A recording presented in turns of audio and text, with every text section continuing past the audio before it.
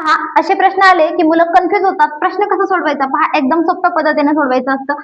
केवळ मूल्यामध्ये एखादी संख्या दिलेली आहे आणि ती संख्या जर केवळ मूल्यामध्ये मायनस असेल आणि त्याला जर आपण बाहेर काढलं ना, तर फक्त आणि फक्त तीच संख्या असते, मायनस त्याला लागू होत नाही. आता पहा इथे काय येणार? हे 85 येणार. आता पहा इथे अधिक आहे म्हणजे इथे अधिक येणार. केवळ मूल्यामध्ये 51 आहे म्हणजे इथे हे 51च असणार. पहा याच्या अगोदर मायनसचं चिन्ह आहे म्हणजे हे कुठली संख्या आहे?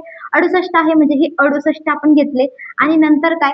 पहा इथे जे 34 आहेत हे केवळ मूल्यामध्ये मायनस आहेत पण त्याच्या अगोदर चिन्ह मायनस आहे तर मग हे पण मायनस राहील आणि इथे येतील 34 बाहेर आल्यावर. ठीक आहे. आता दोघांची जी बेरीज आहे ती येते 136 आणि वजा 68 आपण करायचे आणि हे खालचे वजा 34.